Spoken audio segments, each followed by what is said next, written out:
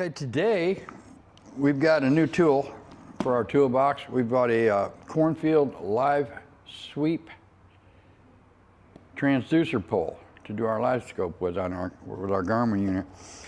It just arrived here today. We ordered it yesterday at probably like midday, and it's already sitting here. That's from Kentucky to Knoxville, Tennessee. It's already sitting here in probably about 24 hours. I'm not positive at which time we ordered it.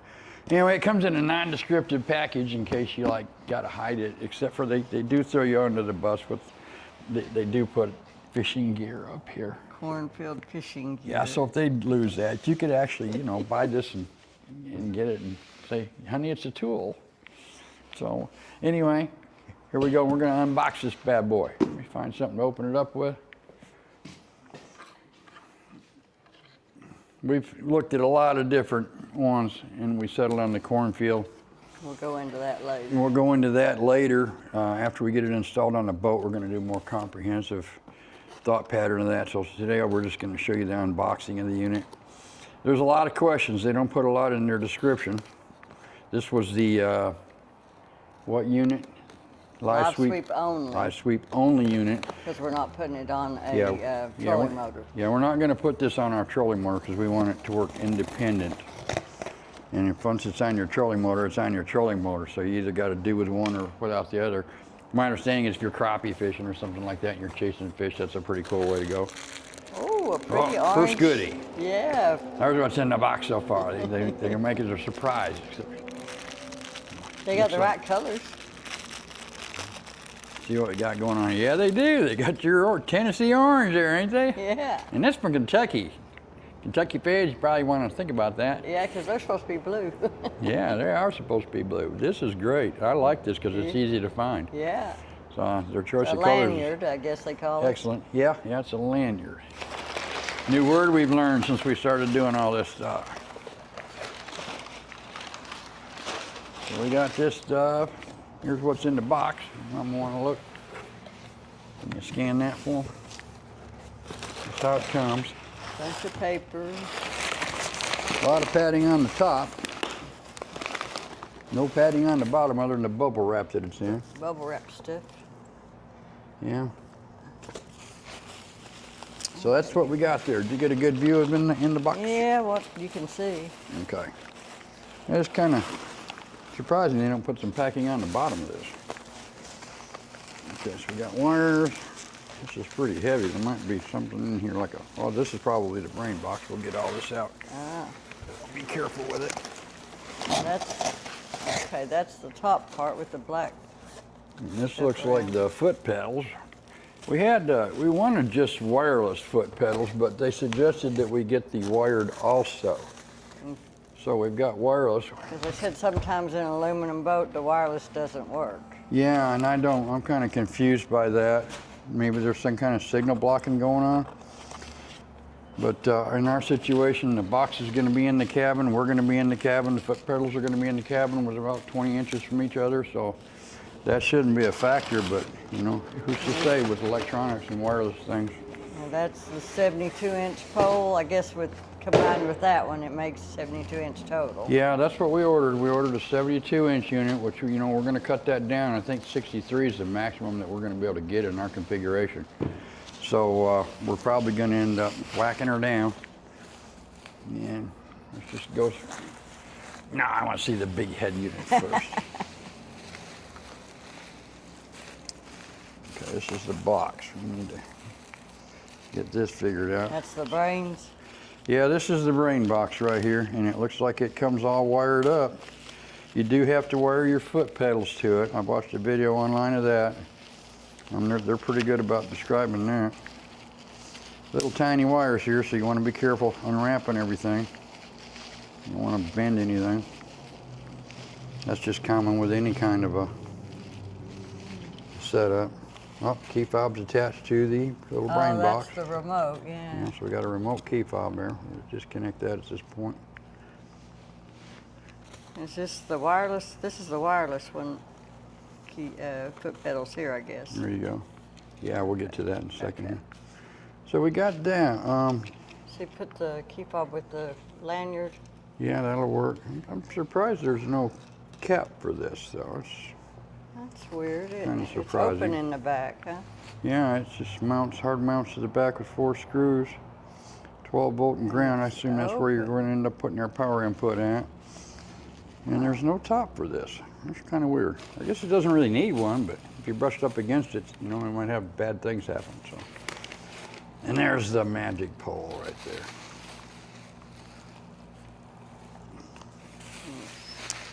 Cornfield fishing gear. Cornfield fishing gear, patent number 11370 516B2.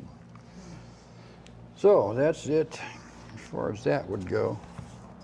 And there's Check this bad boy. instructions. Yeah, men don't read instructions. Yeah. Just That scan looks the pretty QR cool. code with your phone for instructions. The main pole appears to be metal. That's good. This is where we're going to attach our length other of pole, I pole. would say. The Go other like end, this. yeah. Got a nice pretty cap in the bottom of that bad boy. So we'll be attaching that like yay by yay. This is supposed to be 72 inches overall. You want to pass me that tape measure? Yeah, there you go. We're not sure where there's... Well, it's not clicked together all the way, but Yeah, we're about an inch different there, 3/4 of an inch. Okay, this is only 62, so we're not got a 72-inch unit here. oh, That's not good. So they sent us the wrong unit. Unless Mama punched the wrong buttons. no, I said 72. Yeah, we even talked to Will. Will, and he told us which one to order, and Donna was punching it in there while she was talking to him.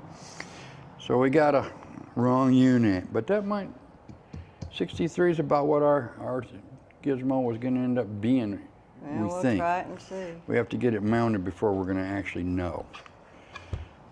That's what our plan was, just to get to 72 and then cut it down to exactly what we needed. We've just got an exact amount of room for this thing to go in there. So anyhow, there we got the pole. This is real nice looking. This does not light up. It does not. The rotary knob now, so you're strictly on your own there.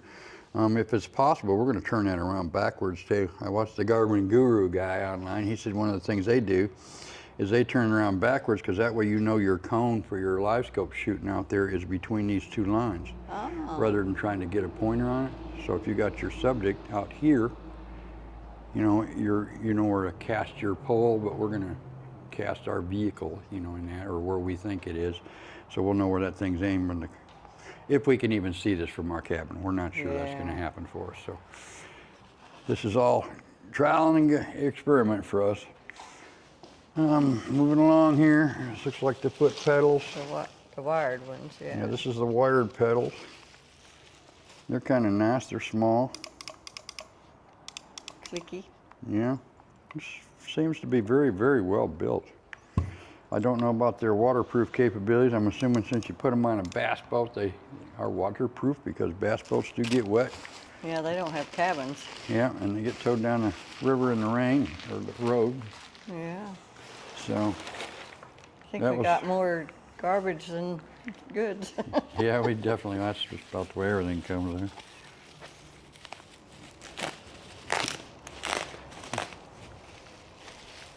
And they make a wireless foot pedal cradle, but we didn't get that. Yeah, the cradle, I believe, is for having a place to tuck it into. We're probably going to want that, but it was like 75 bucks. That's a lot of money for a... I might be wrong in that. Yeah, I think it was. Yeah. So if you look at, they're basically the same foot pedal, just one's got wires and one don't. Yeah, that's exactly true. They are The exactly same the same size. unit. One's just got a wire sticking out, but one doesn't. So, I don't know what that's about. Well, that one would have a transmitter and that one would have wires. Yeah, I haven't seen the inside of this, but you might be able to incorporate both of them into one unit. Of course, you wouldn't want that because you want the mobile capability of this. Yeah. That's what we're hoping for. We're hoping she can have a set of pedals on her side, and we might put a set of pedals on my side. And I don't think this is possible because of their talk about the wireless situation goes, but we could actually put this in the rear cockpit of our boat if it would work, and work that live scan from back there. If we had a third chart plotter, or if we were on the back deck and working with divers or whatever, you know, we could adjust our live scan pole from the aft cockpit. Possibly. That would be really neat to have, you know, in the event the boat shifted or something and you needed to know what direction to go. So that's something we're going to hope happens. If it does, it does. It doesn't, we're not going to lose any sleep over it. Okay, while we're talking about the quality of this, we're going to add this in the video, so hopefully the video won't be hinky. This seems to be metal. It's aluminum. It's 1 3/4 in diameter. So if you've got a mountain in mind, you're going to want that measurement. The shaft down here is made out of 1 1/4 inch. It goes on here, like so. I think we already showed that in the other part of the video. It's not a quick connect. You have to remove that screw. Yeah, you have to take one screw. That's all it is, just one screw connection, no big deal. Yeah. I'm not positive about this, but I'm pretty sure that from what I read in the Garmin LiveScope manuals, we haven't received that part of the unit yet. Their mount is made, their transducer mount is made to attach to a 1-inch pole. So this is probably, if that's true, being that this is a 1 1/4 inch diameter pole, we're going to have to buy another kind of mount, which is going to add to our expenses. And that's going to kind of bark, but we are where we are. So magnetic wise and everything, as far as this thing goes, we got stainless steel screws and just about everything. The foot pedals are metal. I don't know why they did that. They could be aluminum that's magnetic. Well, that would be cool. You know, then we wouldn't get the corrosion issue, I wouldn't think.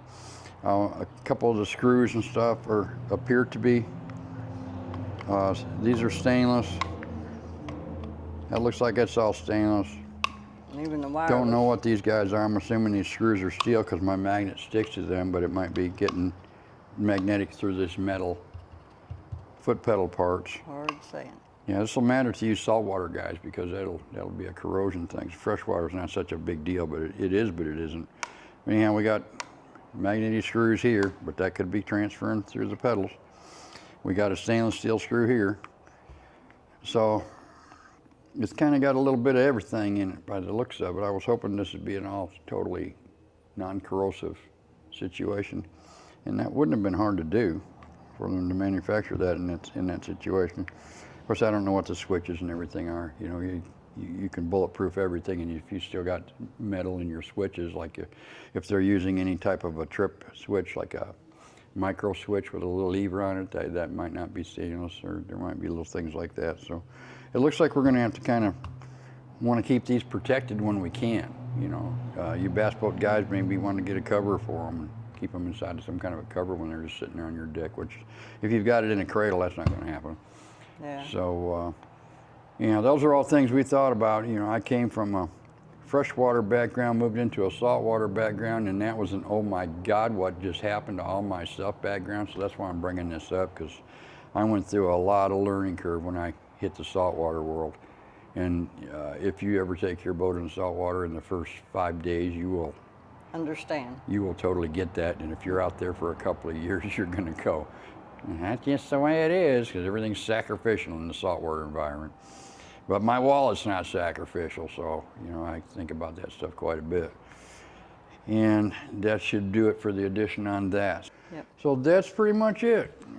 Now we can look at this paperwork. Yeah, scan for instructions, it says. Scan for QR phone with your phone.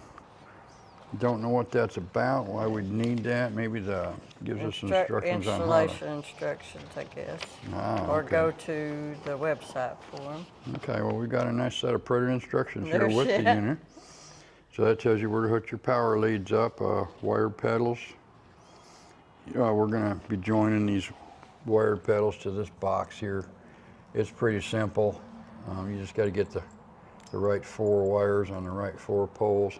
In our case, we're going to have a bulkhead connector, so nobody really likes to do that, but we kind of have to do that in our situation because we want to be able to mount and dismount these units, so we don't have to have them in our way at certain times when we're doing certain operations.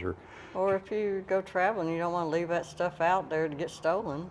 Yeah, that would be a good plus too. We'd be able to remove it and, you know, even lock it into the cabin. So but we're not going to be removing our trolling motor and locking it in the cabin, you know, so that's not here nor there. We've got a but lock on it though. yeah, yeah. And I don't really know. I'm going to assume the waterproof integrity of this unit is pretty good. I don't know how that is, but a lot of, like I said, people have these. I'm assuming there's a seal around the top shaft where this rotor dowel comes out. I'm assuming that this is sealed down here. It doesn't look like it would be looking at it, but I'm sure they know what they're doing. yeah, they got a good name and a good reputation out there. Name, yeah. Yeah, they got a lot of the big guys that are, you know, standing behind their products, and we've seen a lot of big guys migrate from other units to this unit. So they started out with this unit, and then they went to this one, or the DD26, I believe it is, and it must be pretty good stuff. So. The DD26 didn't have a long enough pole for us. Yeah, they only made that in a carbon fiber pole, and last we talked to them, this has been going on a year, but the last we spoke with them, they said their maximum was 40 inches. And that's great on a bass boat. That's not going to really work with our deep V hull. Deep V hull that we've got, because we were hoping 72, but we don't have room up on the forward end of our boat for a 72. So we think 63 is the maximum we're going to be able to have. So this pole might work. We might have to get their longer one. Yeah, we might have to do that. I'm sure that's something they could just ship us. Yeah. So at any rate, that's it. Oh, you forgot the sticker. We got a sticker. Yeah, look at the sticker. Where are we going to sport that at? I don't know. We got to put on a window or something, maybe? Yeah, we might do that. Yeah, it'd go good on a window. Cornfield Fishing Gear, cornfieldfishinggear.com. So that's a good commercial for them. Yeah. Seemed like good people. We met, I don't know if it was the owners or I think it was Mark that we met at the fishing show here. Yeah, they had a fishing show here, or some kind of fishing boat show in Knoxville, Tennessee, and they were there, and we got to speak with them, and they seemed like really good people. They spoke to us for quite a while. They're really nice people. You know, well, we were the only ones there. That's why they talked to us for a long time. Yeah. No, that's not true, but they really were nice people. But they seemed really good. The knowledge that the fella had on different mounts and everything, you could tell he knew what the hell he was talking about. Excuse my French there, but they're on their game, you know. And I also noticed they make fishing mounts, and you know, for chart plotters for all these fishing boats and everything. And from what I'm seeing here, they make quality stuff. So we're gonna just find out how good it rolls after it goes through some beats and bangs and booms and things. So we'll see. We'll see. So that's all we got for now. So bye-bye. Bye-bye.